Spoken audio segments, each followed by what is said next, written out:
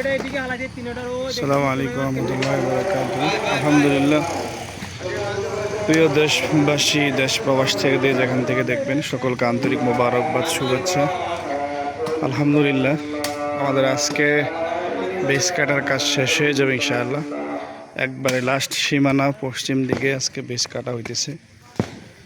তো ইনশাআল্লাহ সকলে অবশ্যই দেখতেছেন বা দেখবেন। একদম শেষ সীমানা ঘেঁষিয়ে একদিকে বেস কাটা হচ্ছে।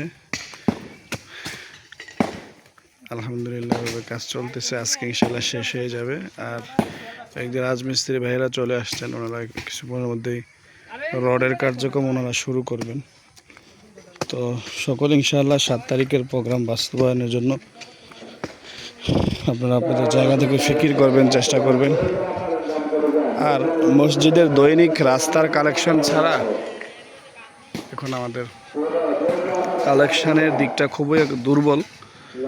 এই জন্য সবাইকে বলবো, দেশ প্রবাসী সবাইকে বলবো, আপনারা আপনাদের জায়গা থেকে কালেকশানের বিষয়টা আরেকটু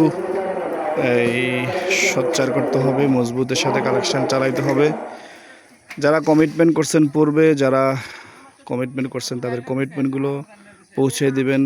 যারা প্রবাসে আছেন, যারা রিসিট, যাদের হাতে রিসিট আছে, সমস্ত কালেকশান ফিকির ইনশাআল্লাহ চলমান রাখবেন।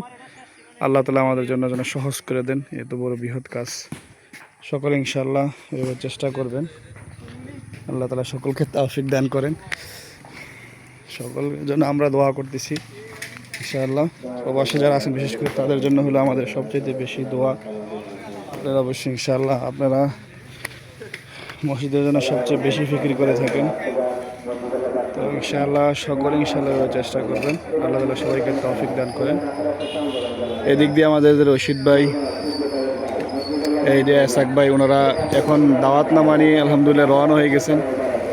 কিছুক্ষণের মধ্যেই 2 গ্রুপ 10 জনের, একটা 5 জন করে 10 জন, 2টা সিএনজি আলহামদুলিল্লাহ কিছুক্ষণের মধ্যে তারা দাওয়াত নিয়ে বের হয়ে যাবেন।